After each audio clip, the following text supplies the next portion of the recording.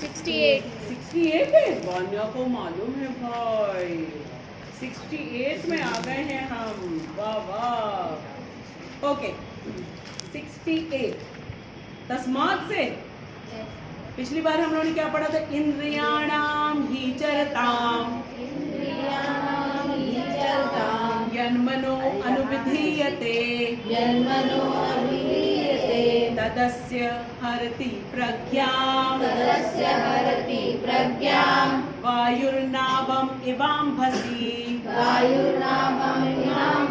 क्या बताया था? इंद्रियां क्या करती हैं? चरती रहती है। शाबाश देव, वेरी गुड। इधर उधर चरने को चली जाती हैं। और कंपेयर किससे किया गया था? नाव से। जैसे समुद्र में नाव, उसको तो अपने डेस्टिनेशन में पहुंचना होता है, लेकिन हवा के बहाव से जाना था इधर, चली जाती है नाव। ठीक है, तो ये इंद्रियां जो है हमारी, ये नाव है। ठीक है, और जो इंद्रिय विषय है वो हवा है। हवा के बहाव से, अब क्लास में बैठे हैं, बाहर से कुछ गाने की आवाज आ रही है, बस कान हमें खींच ले गया। वहां पे बैठे हैं शरीर से क्लास में, लेकिन पहुंच गए कैंटीन से समोसे की खुशबू आ गई। बैठे हैं क्लास में, लेकिन हवा से आई ना, तो बस हमारा क्या हो गया? पढ़ाई से ध्यान कट हो गया, घर चला गया हमारा। ठीक है, तो इस तरीके से इंद्रियां जो ये बड़ी पावरफुल है, ये हमको कहीं का कहीं पहुंचा देती हैं। क्लास में बैठे किसी और काम के लिए और कुछ और करने लगे, अब हम सोचने लगे। ठीक है, अब इसको हमें क्या करना है? तस्मात। पहले भी क्या बताया था कि इंद्रियों को कंट्रोल करने के लिए क्या किया जाता है? समस्त इंद्रियों को किसकी सेवा में? कृष्ण की सेवा में। किसकी सेवा में? कृष्ण की सेवा में लगाना है। क्योंकि कृष्ण कौन है? ऋषिकेश। कौन है? ऋषिकेश। ऋषि क्या होती हैं? इंद्रियां। कितनी इंद्रियां हैं? 5। कौन कौन सी?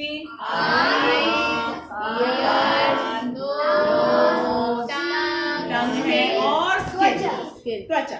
ठीक है, ये सारी हमारी 5 इंद्रियां हैं। इसके स्वामी कौन है?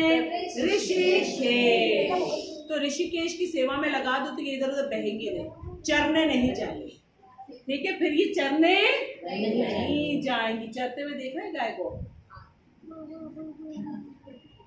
देखती रहती, इधर उधर चरती रहती है ना। अब क्या भगवान बता रहे? तस्मात् अस्य महाबाहो निगृहीतानि सर्वशः इंद्रियाणि इंद्रियार्थेभ्यः तस्य प्रज्ञा प्रतिष्ठिता। अर्जुन ने कुछ क्वेश्चन पूछा था ना, क्योंकि भगवान ने उससे कुछ बनने के लिए कहा था। क्या बनने के लिए कहा था? प्रज्ञा। गुड मान्यता, स्थित प्रज्ञ बनने के लिए कहा था। ठीक है, बिल्कुल एकदम स्टेबल स्थित प्रज्ञ बनने के लिए कहा था, शांत होने के लिए कहा।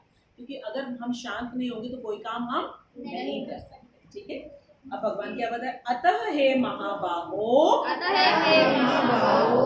जिस पुरुष की इंद्रियां अपने अपने विषयों से सब प्रकार से विरक्त होकर उसके वश में है, उसी की बुद्धि निसंदेह स्थिर है। अब इसमें हमको भगवान डेफिनेशन बता रहे हैं कि किसकी बुद्धि स्थिर है। ठीक है, जिसकी इंद्रियां भी होंगी और इंद्रियों के विषय भी होंगे, लेकिन उससे हटाना है।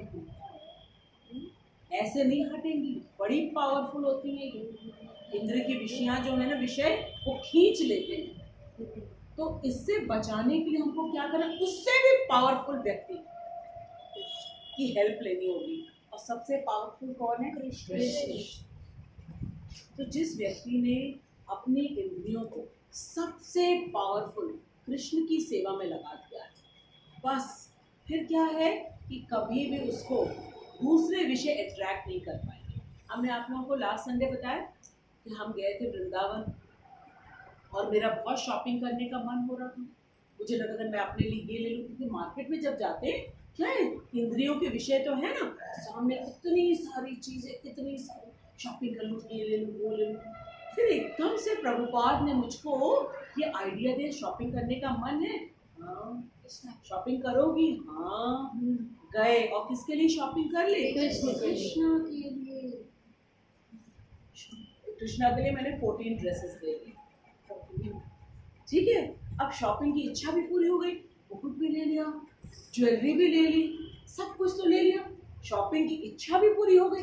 फिर मैंने सोचा मैं अपने लिए कुछ मैंने लिया नहीं, तो क्या ले लिया, एक मिरर ले लिया, और उसमें जो फ्लैप है ना उसमें कृष्णा बने हुए हैं तिलक लगाने के लिए, तो वो भी ले लिया मैंने, उसमें भी कृष्णा है, तो शॉपिंग की इच्छा भी पूरी हो गई। हाँ ज्वेलरी आपके पास भी है, हाँ ठीक है, तो ज्वेलरी भी ले ली, कपड़े भी ले लिया, मिरर भी ले लिया, सब कुछ किसके लिए ले लिया, कृष्णा के लिए। तो मैंने अपनी इंद्रिय तृप्ति भी की, लेकिन इंद्रिय विषयों में मैं फंसी नहीं, क्योंकि हमारे पास तो इतने सारे कपड़े, लेकिन मन करता नहीं ये भी ले ले, वो भी ले ले, जरूरत है नहीं, लेकिन हम लोग ले लेते क्योंकि हमको लालच होता है। उस लालच से हमें कौन बचाता है, शॉपिंग भी कर ली और लालच में फंसे हुए, और बाद में इतना अच्छा लगा, अरे हाँ कृष्ण ने मुझे कितनी हेल्प करी, इसका मतलब अब धीरे धीरे स्थिर हो रहे, हमारी बुद्धि स्थिर हो रही, अपने लिए हमने नहीं लिया क्योंकि जरूरत नहीं, अगर होती तो जरूर लेते, जरूरत के लिए मना नहीं किया गया है, लेकिन हम क्या करते, जरूरत से ज्यादा की ओर लग जाते, उस चीज के लिए मना किया। ठीक है, फिर से श्लोक पढ़ेंगे। तस्मात् अस्य महाबाहो निगृहीतानि सर्वशः इंद्रियाणि इंद्रियार्थेभ्यः तस्य प्रज्ञा प्रतिष्ठिता। अब हमें डेफिनेशन परिभाषा लिखते हैं ना, तो प्रश्न क्या है, किसकी बुद्धि स्थिर है, ठीक है। तो अब भगवान बता रहे हैं कि जिन्होंने अपनी इंद्रियों को उनके विषय से हटा लिया है, ठीक है।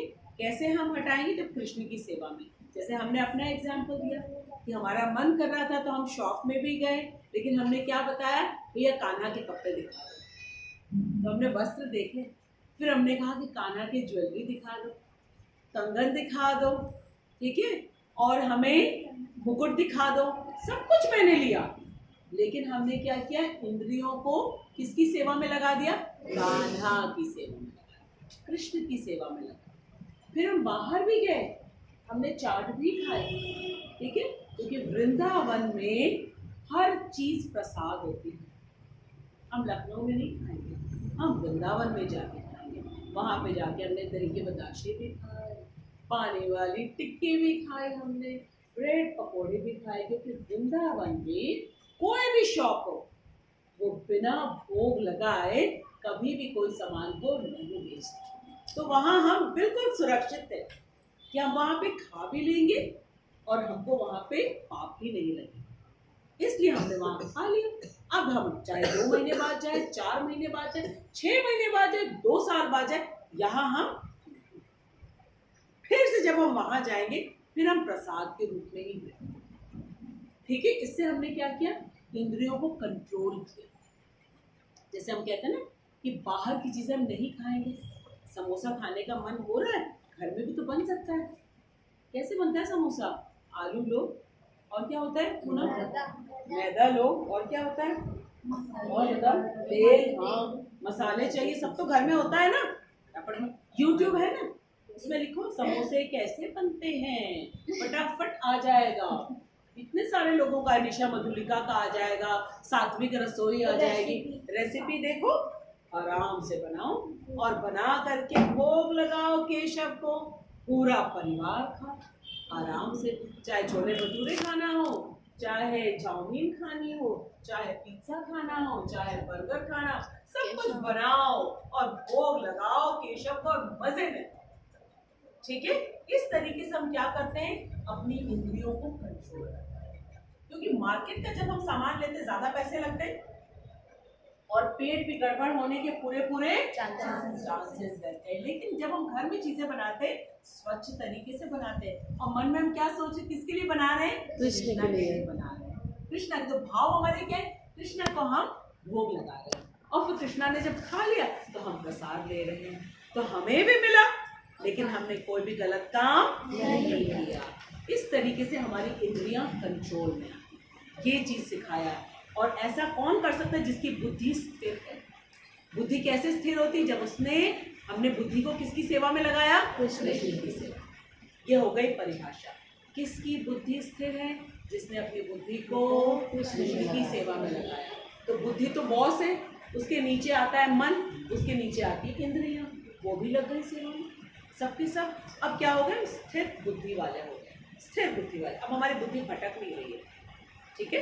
ओके, फिर से तस्मादस्य महाबाहो निगृहीतानि सर्वशः इंद्रियाणि इंद्रियार्थेभ्यः तस्य प्रज्ञा प्रतिष्ठिता। अब शिला प्रभुपाद का तात्पर्य पढ़े, मैं पढ़ूंगी, आप रिपीट करना, अच्छे से समझ में आ जाएगा। कृष्ण भावनामृत के द्वारा या सारी इंद्रियों को भगवान की दिव्य प्रेमा भक्ति में लगाकर इंद्र तृप्ति बलवती शक्तियों को दमित किया जा सकता है। दमित का मतलब क्या होता है? कंट्रोल। शाबाश। क्या मतलब होता है? कंट्रोल। अदरवाइज नहीं कंट्रोल कर सकते हैं, ठीक है? देखो, हमको इसमें अच्छी तरीके से सब कुछ बता दिया जाता है। कंट्रोल कर सकते हैं, दमित कर सकते हैं उसको, ठीक है? जिस प्रकार शत्रुओं का दमन श्रेष्ठ सेना द्वारा किया जाता है, उसी प्रकार इंद्रियों का दमन किसी मानवीय प्रयास के द्वारा नहीं अपितु उन्हें भगवान की सेवा में लगाए रख कर किया जा सकता है। हम तो इंसान है ना, हम अगर अपनी इंद्रियों को कंट्रोल करने की कोशिश करेंगे नहीं होगी।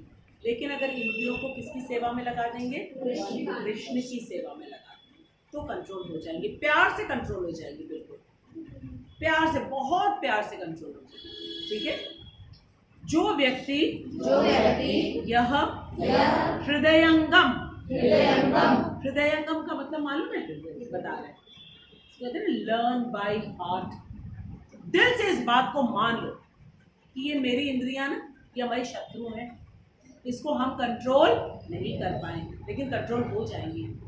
कैसे कंट्रोल होगी? कृष्ण की सेवा। जैसे मदारी होता है, वो क्या करता है? अपने जो जीव होते हैं उसके, चाहे वो सांप हो चाहे वो बंदर हो, उसको कंट्रोल में रखता है। वो सर्कस में भी हाथी को कंट्रोल में रखता है, शेर को कंट्रोल में रखता है। और इंद्रियां क्या है? किससे कंपेयर किया गया था? जहरीले सांप से। इसको कंट्रोल करना बड़ा मुश्किल होता है, ठीक है? एक तरफ कंट्रोल करेंगे, दूसरी तरफ से निकल जाएंगे। तो क्या करना है? इसको, इसके विषैले दांत को तोड़ना है। और विषैले दांत को तोड़ने का मतलब क्या है? कृष्ण की सेवा में लगा दो, बस फिर ये प्यार से कंट्रोल में आ जाएंगे, ठीक है? और इस कला का अभ्यास। अब जैसे स्काउट गाइड में ट्रेनिंग होती है तो अभ्यास ही तो करते हैं, तभी तो आप लोग पिरामिड बना लेते हो, ठीक है? कोई भी चीज जो करते हैं, होम साइंस है, वो भी तो अभ्यास से ही होता है। सिलाई है, कढ़ाई है, डांस है, पेंटिंग है, राइटिंग है, कुछ भी किस चीज से होता है? अभ्यास। बिना अभ्यास के। और अभ्यास किसके अंडर में करना है? प्रामाणिक गुरु के पथ प्रदर्शन में करता है। प्रामाणिक गुरु का मतलब क्या है?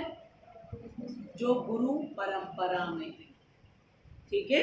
जैसे हम लोग स्कूल में जाते हैं तो हम देखते हैं ना, कौन सा बोर्ड है, कौन कौन से बोर्ड होते हैं बताओ? ICSE बोर्ड होता है, और बोलो CBSE बोर्ड होता है, और बोलो UP बोर्ड होता है। इन्हीं स्कूल्स में तो जाते हैं हम लोग, ठीक है। इसी तरीके से गुरु परंपरा के भी 4 मान्यता प्राप्त परंपराएं हैं। कौन कौन से बताया था हमने? बताओ कौन कौन सा है? कौन सा है? कौन सा संप्रदाय? वैष्णव संप्रदाय, ठीक है। ब्रह्म गौड़ीय संप्रदाय, बोलो ब्रह्म गौड़ीय संप्रदाय। ब्रह्म गौड़ीय संप्रदाय में सबसे टॉप के गुरु कौन है? ब्रह्मा जी, ठीक है, वो ब्रह्म गौड़ी। और हम लोग किस संप्रदाय में? ब्रह्म गौड़ीय संप्रदाय में। भगवत गीता के जो फर्स्ट चैप्टर का जो पहला वाला पेज है ना, उसमें सभी गुरुओं का नाम लिखा हुआ है। उसमें शिला प्रभुपाद कौन से नंबर पे हैं? 32वें नंबर पे है, ठीक है। तो गुरु परंपरा वाले गुरु की शरणागति हमें लेनी है, तभी जाकर के हम अपने जो हमारा उचित डेस्टिनेशन है, ठीक है, जो हमारा गंतव्य है, उद्देश्य, वहां तक हम पहुंच पाएंगे। तो एक हो गया ब्रह्म गौड़ीय संप्रदाय। दूसरा संप्रदाय कौन सा है? शिव संप्रदाय, रुद्र संप्रदाय, ठीक है। उनके टॉप में कौन बैठे हुए? शिव जी बैठे हुए। उसके बाद तीसरा संप्रदाय कौन सा है? श्री संप्रदाय। कौन है वहां पे बैठी हुई? लक्ष्मी जी बैठी हुई है, लक्ष्मी माता बैठी हुई है, ठीक है। और आखिरी संप्रदाय कौन सा है? कुमार संप्रदाय में कौन बैठे हुए हैं? ब्रह्मा जी के 4 पुत्र, ठीक है, वो बैठे हुए हैं, वो सबसे टॉप के गुरु। तो 4 संप्रदाय, सबसे पहला ब्रह्म गौड़ीय, ब्रह्मा जी बैठे हुए। दूसरा रुद्र संप्रदाय, जिसमें शिव जी बैठे हुए। तीसरा श्री संप्रदाय, जिसमें लक्ष्मी जी बैठी हुई है। चौथा कुमार संप्रदाय, जिसमें ब्रह्मा जी के 4 पुत्र कुमार हैं। इन संप्रदायों में से किसी भी गुरु के जब हम मार्गदर्शन पे, जब शरणागति से गुरु से हम आज्ञा लेंगे, तो निश्चित रूप से हमें क्या मिल जाएंगे? कृष्ण मिल जाएंगे। भाई हम तो जानना चाह रहे हैं ना, अभी तो हम नहीं जानते हैं, तो धीरे धीरे हम जानने का प्रयास करें। तो इसमें यह भी बता दिया, ऐसे वैसे किसी के पास नहीं जाना है, हमें जो रिकॉग्नाइज्ड है, मान्यता प्राप्त है, उनके पास जाना है, मान्यता प्राप्त, ठीक है। वह साधक अथवा मोक्ष का अधिकारी कहलाता है। मोक्ष का अर्थ क्या होता है? कि हमको अपने किसी भी रिजल्ट से कोई भी सरोकार नहीं, ठीक है। हमको केवल एक चीज से मतलब है, वो है अपना कर्तव्य करना। रिजल्ट क्यों देखना? केवल अपना कर्तव्य करना। और किसकी सेवा में करना है? कृष्ण की सेवा में। और जब हमको पूरी अच्छी तरह मालूम है कि घर में जितने हमारे परिवार के लोग हैं वो भी कृष्ण के अंश हैं, ठीक है, जितने पशु पक्षी जीव हैं सब कृष्ण के अंश हैं, समाज में जितने लोग हैं सब कृष्ण के अंश हैं, तो हमको सबका सम्मान करना चाहिए और सबका सम्मान करते हुए अपना कर्तव्य करना। और ये इंद्रियां जो हमें भटकाती हैं, चरने के लिए चली जाती, इनको हमें कंट्रोल में रखना। कंट्रोल में रखेंगे कैसे? हम जब इन इंद्रियों को किसकी सेवा में लगा देंगे? हम कृष्ण की सेवा में।